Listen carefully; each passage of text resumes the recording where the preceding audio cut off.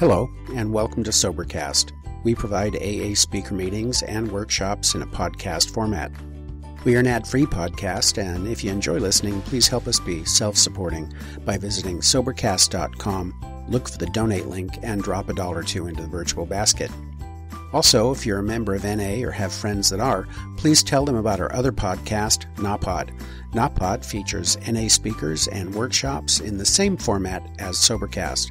We upload a new speaker every day, and it's easy to subscribe by searching for NAPOD, N-A-P-O-D, all one word, on any podcast player app, or go to napod.xyz if you'd like to listen online.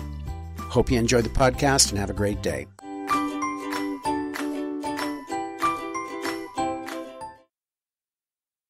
Good evening and welcome to the North Oakland Double Speaker Meetings of Alcoholics Anonymous. My name is Dan, and I said let's start the meeting 4 times before I yelled. Hi, Dan. I'm also an alcoholic and your secretary. Now is a good time to turn off your cell phones. Oh, yeah. No, I did already. Please join me in opening the meeting with a moment of silence, followed by the Serenity Prayer. God, grant me the serenity to accept the things I cannot change, courage to change the things I can, and the wisdom to know the difference. Alcoholics Anonymous is a fellowship of men and women who share their experience, strength, and hope with each other that they may solve their common problems and help each other to recover from alcoholism. The only requirement for membership is a desire to stop drinking. There are no dues or fees for AA membership. We are self-supporting through our own contributions. AA is not allied with any sect, denomination, politics, organization, or institution. It does not wish to engage in any controversy, neither endorses nor opposes any causes. Our primary purpose is to stay sober and help other alcoholics to achieve sobriety. Okay, so now I'm going to introduce Tobias, who should need no introduction at all if you have any kind of sobriety whatsoever. Hey guys, Tobias. What's going on? Alcoholic. Is he pushing me to stand up? Are you serious? I actually am standing up. Oh man, Do it. that is fucked up. So, how's it going, guys? Tobias, alcoholic. Done? Am I done already? Okay. So I've forgotten the gentleman's name, but he asked me to share at this meeting a couple days ago, and I was like, oh yeah, he said it's a little meeting, it's a new meeting, it's not that big of a deal, it shouldn't be that, or whatever. And he gave me the address, and I was like, oh, I don't know this meeting. And then he was all like, well, it used to be on 60 whatever, and it's a double speaker meeting. And I begged him, I was like, no, I'm not going to do it. I thought you had to be like an elite, like ninja to speak at this meeting. I was like, maybe 10 years, I'll get there, but not after 5. I'm like already pooping. So, just a little bit of, whatever's. I have over 5 years sober. Let's see, my sponsor's right there. That guy in the white shirt who's looking at I have, how many do I have? I have 3 sponsees, and I guess I'm on, what step am I on, Fred? 1? Always on 3. And I am a singer and a vocalist, and I don't know, I think that I have ADD, or whatever you call it, when you're always afraid you're going to forget stuff. So before every show, I hand write all my lyrics in real big, on these big pieces of paper, and I bring them with me, and I actually tape them all over the ground. So you guys don't know, and I wear sunglasses, so you guys don't know I'm actually reading stuff on the floor as I'm performing, because I'm always in fear that I'm just going to forget everything. So, and if you move my piece of paper, the show's done. We're done.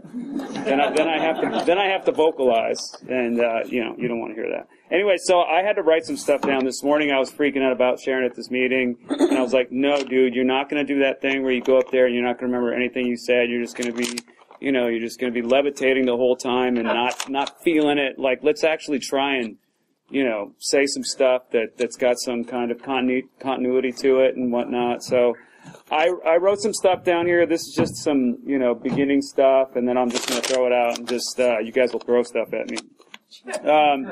So my father had been a child prodigy preacher in Texas, turned to a meth-doing Satanist in SF. My 2-year-old sister dies of leukemia. My dad is cheating on my mom, hitting her and casting devil spells on her. We leave my dad, move to Berkeley. It's the 60s. Yeah, that's right. I'm old. My mom is vacant, sad, depressed, and this is I was writing this off of instant coffee, by the way. So, okay, where was I? My mom is vacant, sad, depressed, unable to nurture and raise me proper. I am sad all the time. None of the kids I meet really seem to understand me. It seems that I should have been crying all the time, but I did not. After those stupid Peanuts cartoons, I would bawl my eyes out. I don't know if anyone's had that experience, but I really enjoyed the Beatles, comic books, and drawing superheroes. We live next door to hippies. They like me a lot and think I'm far out. I like them. They kind of remind me of dirty superheroes and the Beatles. Wow. They give me weed. They give me acid. My mind is blown. I am 7. Okay. It's 4 a.m. Someone breaks into the back of our house, takes a hammer, enters my mom's room, and proceeds to beat her with it. She calls for me. I feel as though I'm levitating towards her. She is covered in blood, head to toe, in her nightgown. She reaches out for my hand. I take it. She lives. I don't think she was supposed to. At some point I snapped. I think it was around the 3rd grade. I had been shut down and pretty much in shock all the time due to what had happened to my mom. In school, I was made fun of a lot due to my influences and being pretty stony and hanging out with the hippies. Freaky, fringy vests were made for me. At one point, I had a sty in my eye, and I was told I needed to wear an eye patch. And I would beg my mom to lend me her high-heeled boots to go to school in. So you can imagine, I was quite the target for being messed with. I was an outsider loner nut job. So, you know, at that point in school, I don't know what happened, but I'd had enough. Like, I just snapped, and I went crazy and beat some kid up. I beat the crap out of him, and all of a sudden, I was a hero by the kind of like the other folks, you know, on the other side of the tracks, you know, or however you want to call it. And I felt welcome with this whole other crew of people, you know, and I continued to fight and, to not go to school and to drink. And, like the rest is pretty much like a 40-year drunk log, for me. I mean, there was juvenile hall, there's wives, there's grandchildren, I'm a granddad. There's death, there's all that stuff that happens, I mean, it's like I've had so many different phases of my life where I tried to stop doing one thing and then did something else. I did meth for 13 years, and without drinking. I hardly drank. And then when I finally went to rehab for that and was clean off of that for a year, and that I thought drinking would be okay because it wasn't doing meth, and that just opened up a whole nother can of worms, So that carried on for years, and really already? Wow. Damn, it goes by fast. Basically, what's that? Take half of mine. I can take half hers. What had happened was that having that taste of rehab and actually connecting with other people and actually sitting in a room and talking about feelings and about how we had gotten here. I hadn't gotten to the steps much yet. I was just happy to be around other people who were suffering and able to connect with people and find compassion. The stuff I didn't get when I was younger was happening to me at rehab.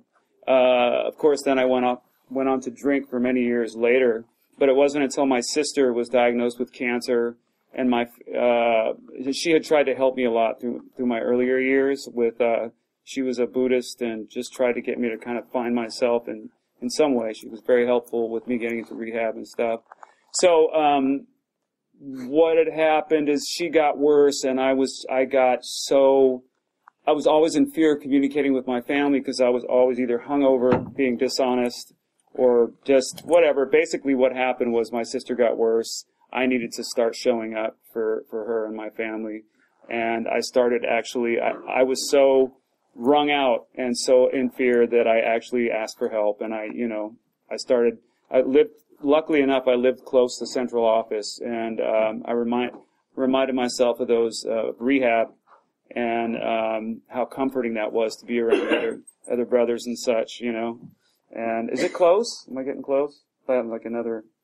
Each time I talk, it's taking it away half a second. So You're 2 minutes over. I'm 2 minutes over. Yeah. So, anyways, holy Jesus, guys! I don't know how that happened, but here I am, and I'm sober. And thank you. I guess I got to pull out, but but I love being sober, and I'm so grateful that I have you guys. And I just love being, you know, I just love it. Thank you so much.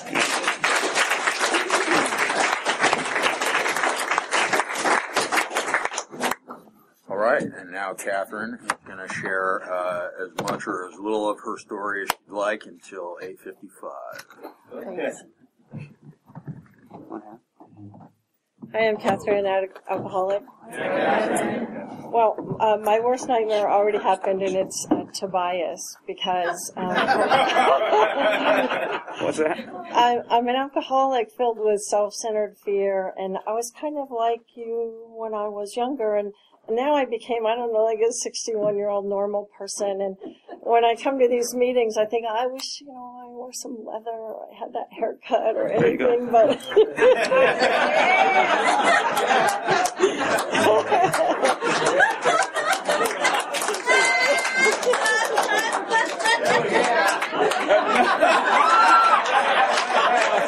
Put it on the other way. It's really too hard. You don't want to try it? No. Okay. All right. But really, actually, first, welcome to the newcomers. You are the most important people in the room, and you're really important to us. And if you haven't already, it's a really great idea to get a big book, get a sponsor, like anybody in this room tonight who has more time than you do, and start working the steps, because you actually never have to drink again, and that's actually a great thing. It turns out that, as he said, it's a blast. And I think one of the things I love in AA is it's not like you're applying for a job or like trying to get a date on Craigslist or hook up on Tinder.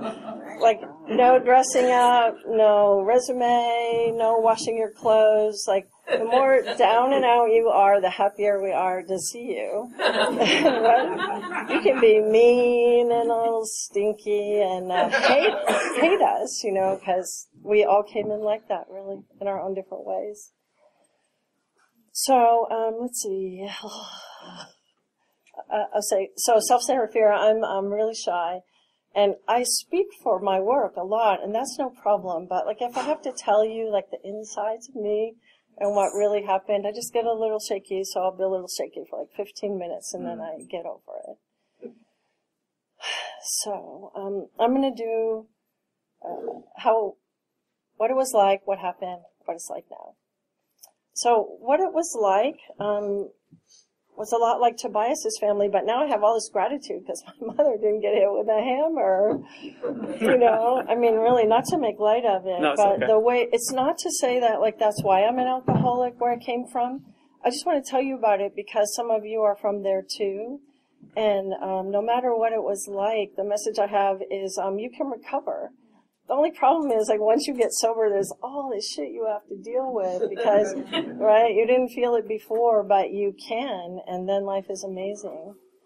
So, I grew up in a really poor family, really violent family, lots of mental illness, lots of my dad beating my mom, lots of incest, lots of 3 schools every year because my parents couldn't pay the rent,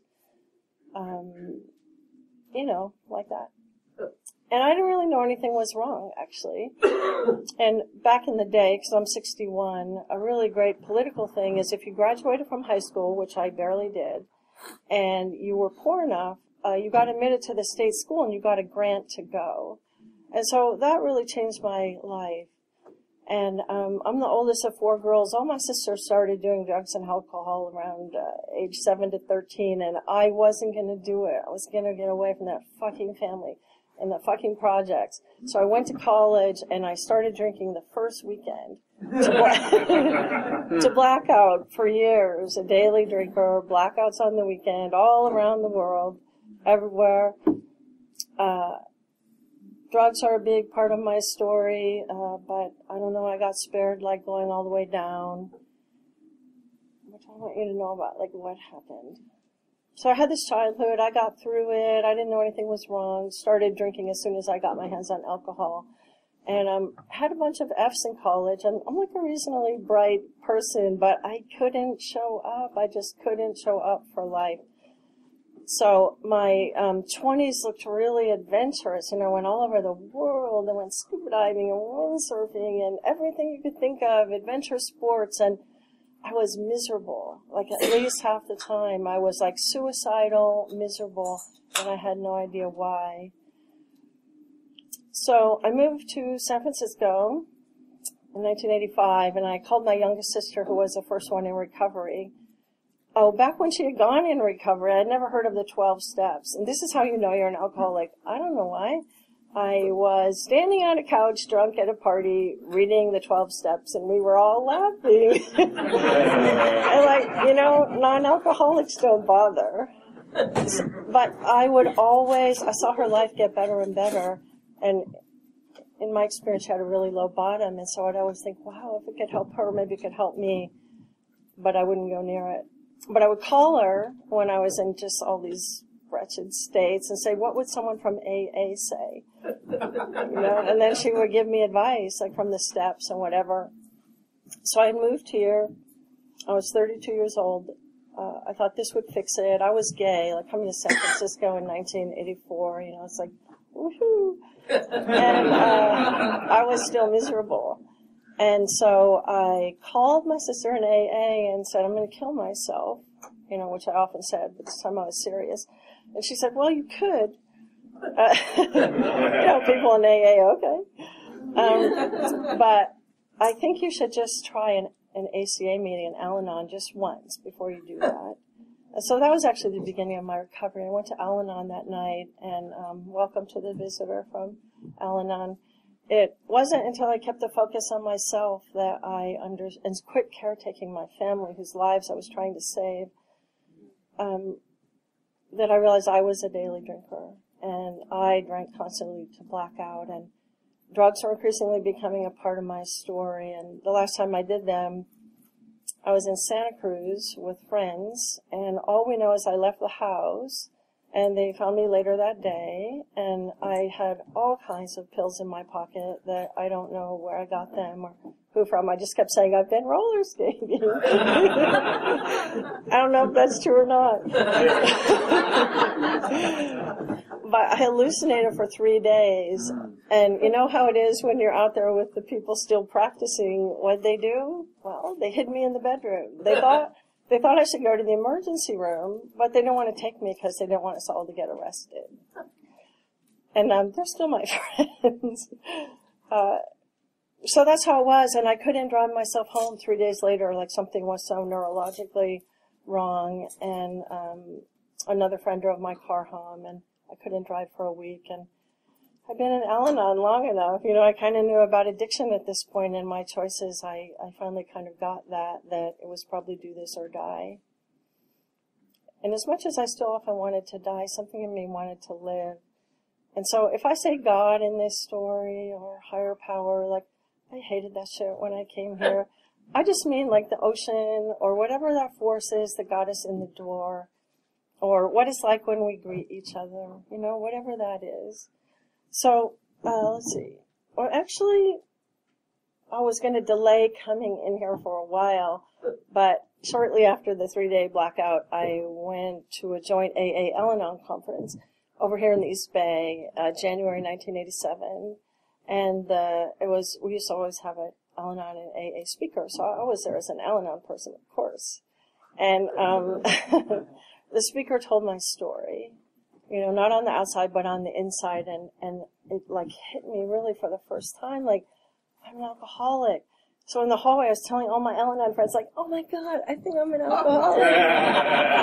And one of them said, that explains a lot.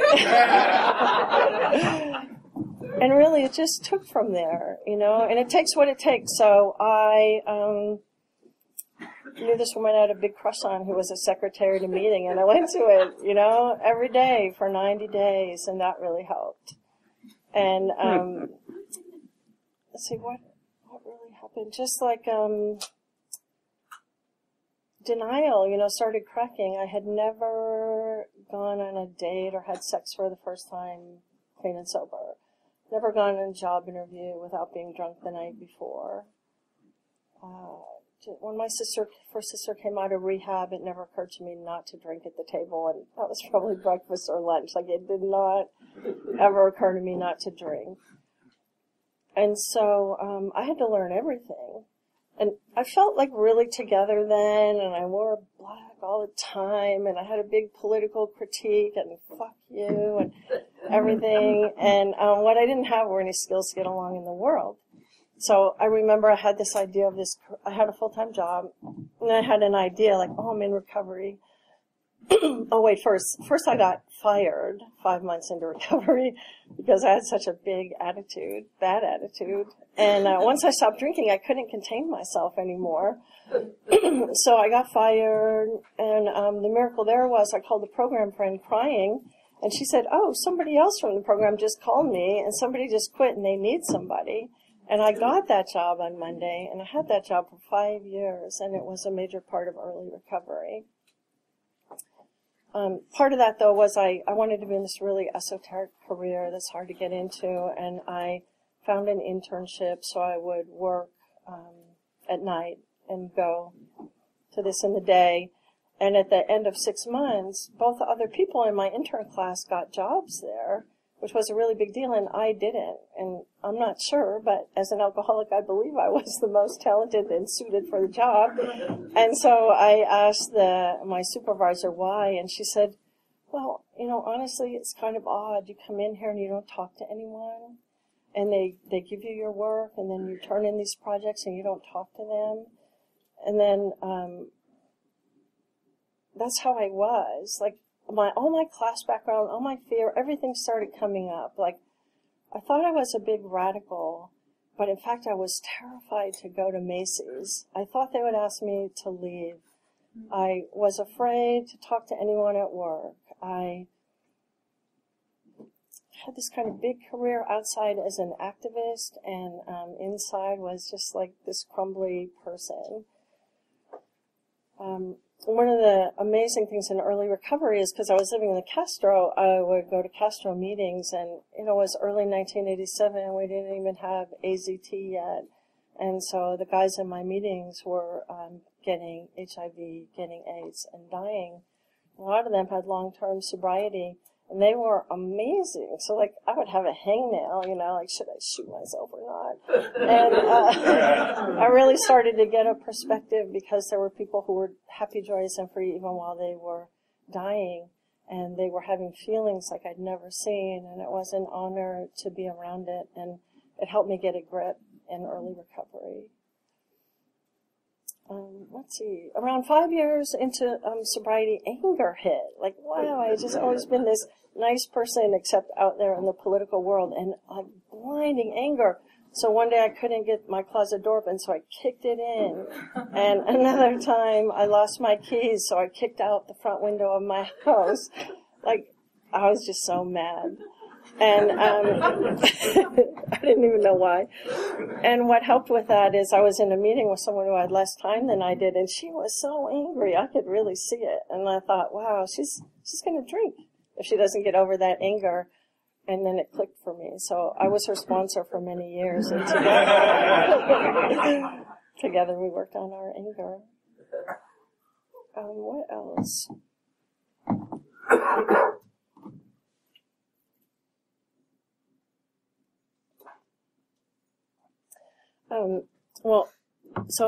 I want to say, if you think you need outside resources, the big book says if you need outside resources, avail yourself of them. So from where a lot of us come from, like, therapy is a great idea. For some people, church, acupuncture, yoga. It says in the big book, we're not a glum lot.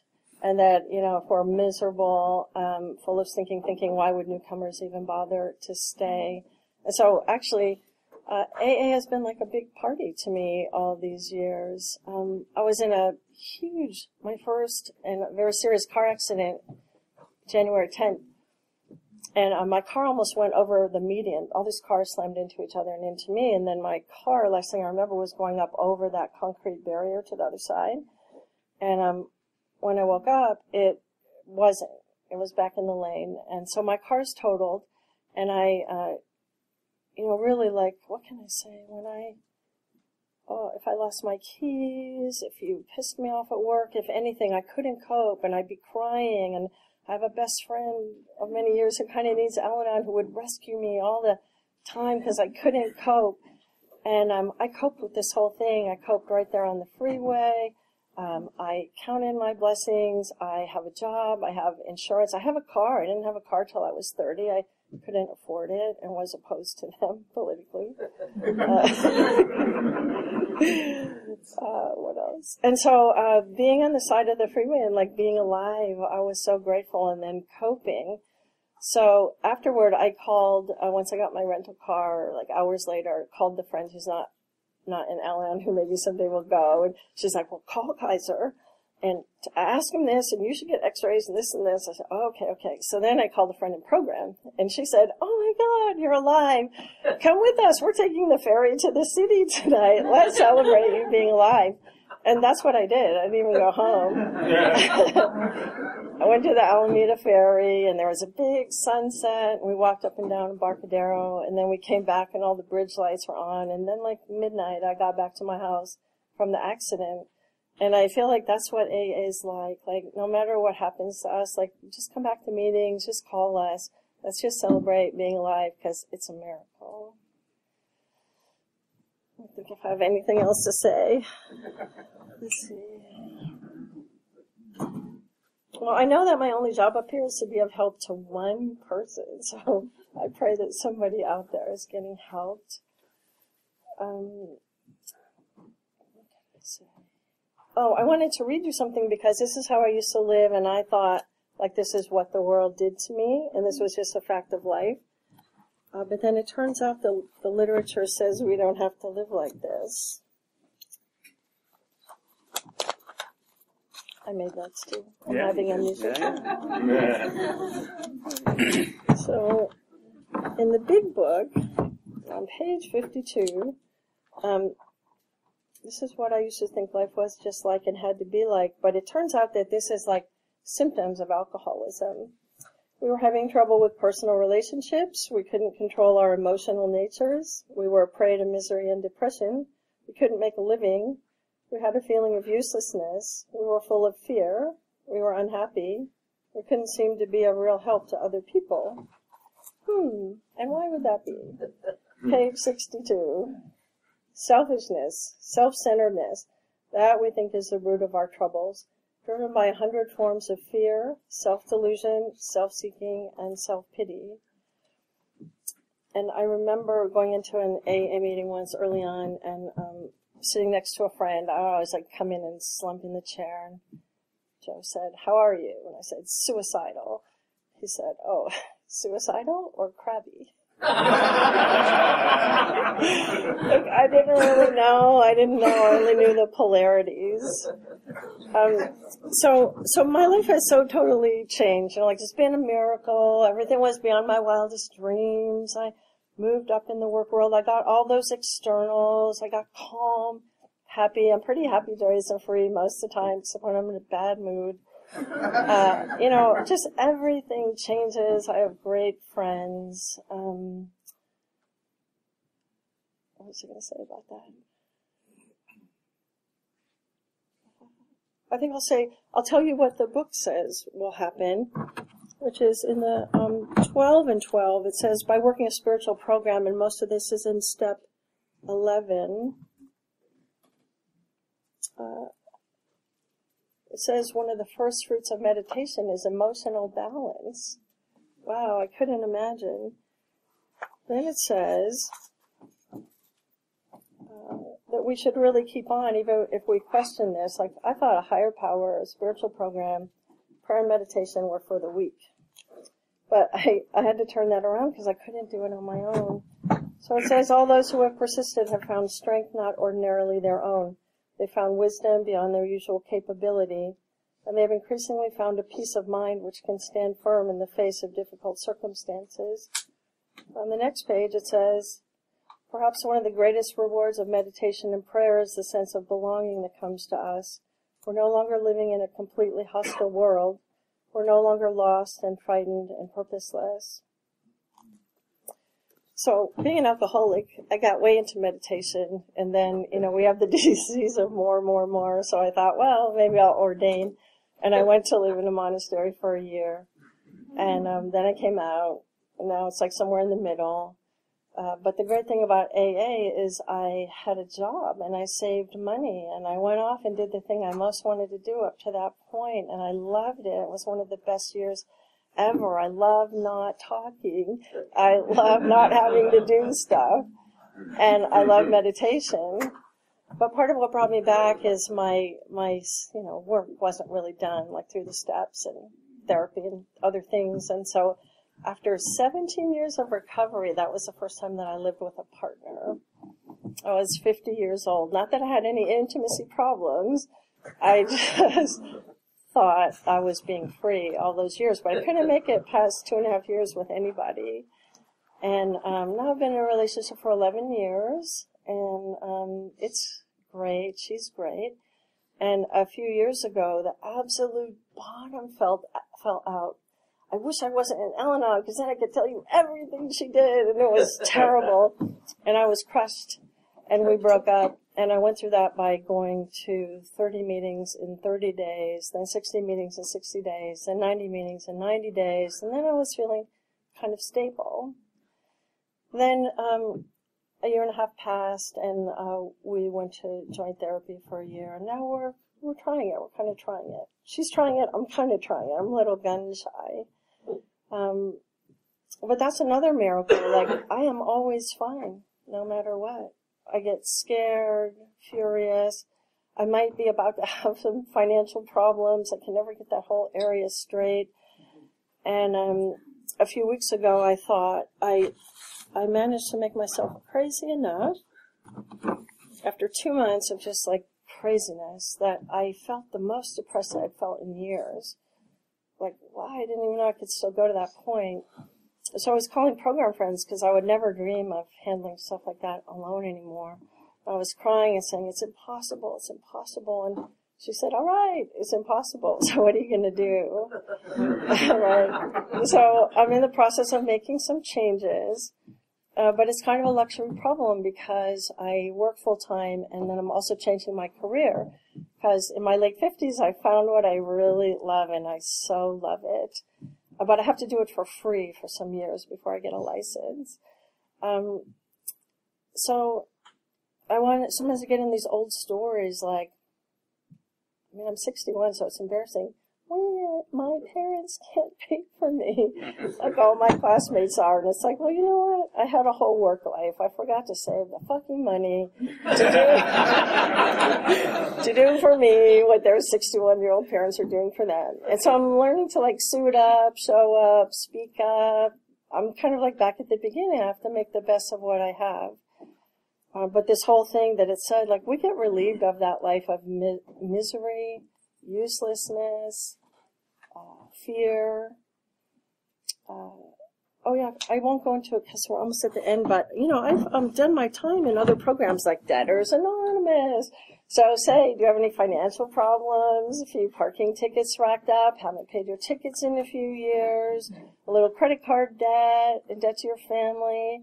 Has your partner kicked you out? Like, what's up? Like, you're in the right place, and it all gets amazingly better. So I think that's all I have to say. Thanks.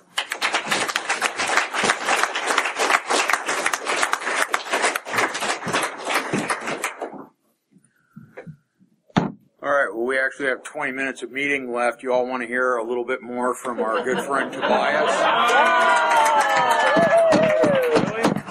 Handle it, brother. Oh, man. Sorry about that. I don't know where he left off, but does anyone have the notes?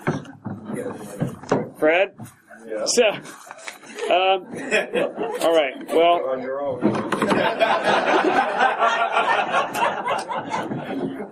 Okay, so, for me, when I was, growing up, feeling isolated and not nurtured, I had always I had quite a shield, like being the tough guy. And I always seeked loyalty and love and honesty and all the things we get in here.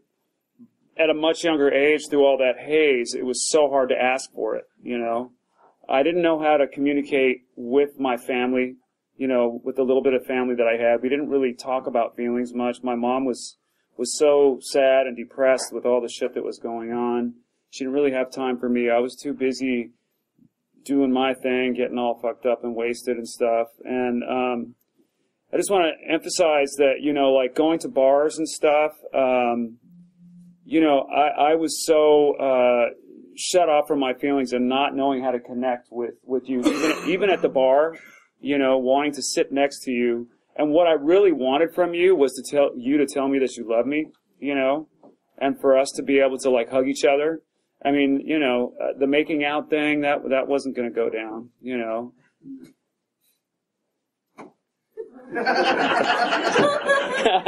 But what I'm trying to say is that, so what would happen was we'd do shots and nothing would be said. We'd bro down, and then we'd probably, like hang out with more people and go to another bar and do a bunch of cocaine and still always feeling really hollowed out, just from my past, never getting that thing, And it's funny because when you start to get into doing the steps, it's like trying to build a house without a foundation. It's just eventually it's going to cave in or some shit's going to happen. And in here, we actually get to put everything in reverse and dig down and actually take a look at what your part is. And it's hard. It's hard if you're not used to it. And a little bit of writing is involved, but it's so worth it because you really start to pull things out that you never really tripped off of. I mean, I've been in therapy for like over 10 or 15 years, but being in AA and hanging out with you guys and listening to your stories has like given me like so much to draw from, and there's been so much similarities that it's just been like overwhelmingly mind-blowing. I didn't do well in school. I don't do well. I'm not the best at the steps. Like it's really hard for me to focus and read. I mean, I don't know if anyone else has that problem. I get little tiny nuggets, and I've just learned to accept those little nuggets as being like pieces of gold, because if I sit there and look at one page and try and make sense of it, it's just like, and read it again, I'm not going to get it. I just got to like do the work and hang out and talk about it, and that's what we get to do. When we spend time with each other, we can talk about what we didn't understand and what we did understand. And maybe there's something that you didn't understand that you can share at a meeting. And actually, maybe someone else is in the same position that I'm in and can go, God damn it, that guy fucking understands what I was struggling with. Yes, I'm not alone. So there's so much cross-networking and compassion and love that comes in these meetings, Being a newcomer was so hard for me because of my crazy mind and what would happen, and realizing that things were so bad and that I couldn't sit with myself. It was either like sit with myself and fucking suffer the consequences, which would probably mean go use, because you could not talk to your friends and your brothers, because they're not in AA. It's just like trying to get that love, So either do that or start showing up to meetings, I had relapsed so many times and I had just started to surrender, And, it's funny how when you really want something, all the portals open up and shit happens, I mean, you can go do a lot. If you're not ready, you're not ready. At least that's my story, And when I was ready, things opened up and I actually started to hear things, I just remember, I would go to a lot of meetings and then I'd go drink. I would do my step work at a pool. I think it was a Temescal pool, and like sneak vodka in to try and really, remember I was telling you that I had a hard time reading the steps? I would actually go, I'm going to get it this time. I'm going to drink this vodka and I'm gonna frickin' read this shit, and it's all gonna, because I'm in my little element here with my vodka and my book, and I'm gonna underline some shit, and then I would go to a meeting and tell my sponsor that I was fine and I didn't drink. I kept doing shit like that over and over, and I found this. It was the 1 o'clock on Monday old timers meeting. For some reason, that meeting clicked for me. I sat at the big table there, and everybody was like, "What do you can't sit here." I don't know if you've been at a whole timers meeting. It was you. That's the vibe I got. They didn't actually say that, and I got the sweetest hugs and the sweetest smiles, and I don't know, something about that meeting. I felt like I was hanging out with some family, or maybe it was a mom, nurturing mommy feeling that I wasn't getting out, that I never got, that I was getting there. But I was chosen to be secretary at that meeting pretty early on, and that really helped me formulate just like a family network. So anyways, what I was talking about, going to the bars and just connecting with people and never getting that. It wasn't really until I started to show up here and open up and hear you guys talk and actually invest some time. I've been through a bunch of sponsors, and it was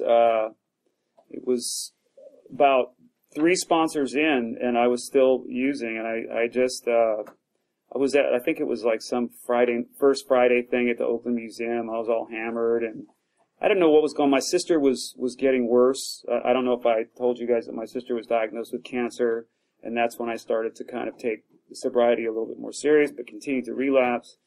It was, I was out there that one day, and I saw this old friend of mine who had been sober for some time. He's a guy I went to high school with, a musician who, I don't know what happened. I had that thing with the eyes, where I just started crying, and I actually dropped to my knees, and I said, help me, please help me. I need help really bad. I don't know why this guy, it just happened to be this guy and me, I don't know, whatever, and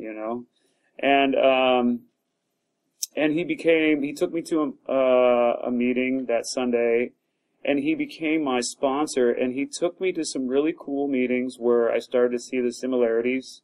There were other musicians, it started to feel more like a community, and a lot of people called me, and I called lots of people, and I actually started to get 5 minutes. Pretty cool. Yeah, thanks. I needed that.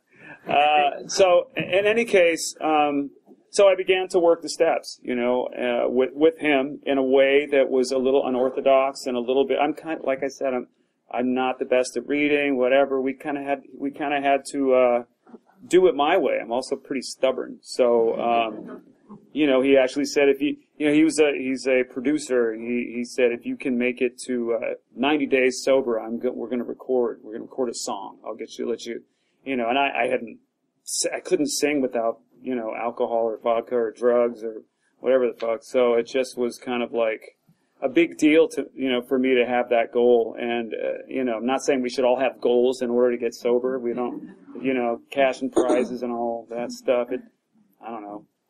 That's kind of cool stuff, right? Yeah. Yeah. Yeah. And recording a song, yo. Yeah, about feelings with acoustic guitar this time. It had acoustic guitar in it. I sung all like low and sexy and shit. Didn't play it for many people. I can't listen to it. It's just like, I can't. I wish I had it right now. Yeah. In any case, we ended up forming a band together, and we became so close that I had to fire him as a sponsor because we became too close, And that's what you're going to do to me when we go to Tulum. Not you, but you. Talking to my sponsee. So, in any case, so now is it 2 minutes now? Did you put that there? No, that was already there for the first time. Is it there? Are we there yet? Okay. So in any case, well, what's happening now? So now what's funny is now I kind of, I'm kind of like I am with my sponsees. I'm a little bit like I was as a sponsee. I'm kind of how do I say this? I'm not. I don't know. I just kind of like I'm just a big giant or a little tiny hug of compassion and just like do the deal. But a lot of I love yous, a lot of call me anytimes, a lot of like let's talk about it. I mean, even though I don't like invoke, or is that the right word? I'm not all about being a therapist to my sponsees, but I think there's a level in which to talk about stuff and have that connection with each other that maybe I needed when I was younger. I'm a big believer in that, and it's just, man, it's so fucking deep. This program is so fucking deep. I don't even really go to rehearsal that much anymore because I get high off of this shit. It's on such a different level, this is to me, that it kind of frightens me, It's so amazing that I get a second chance, I thank you for letting me come up and have a second shot because I needed that. So, thank you.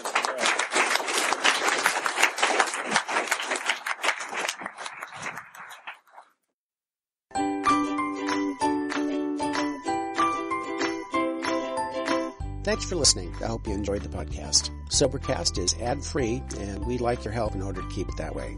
So if you'd like to help us be self-supporting by pledging $1 or $2 a month, visit Sobercast.com and look for the donate links. Thank you very much.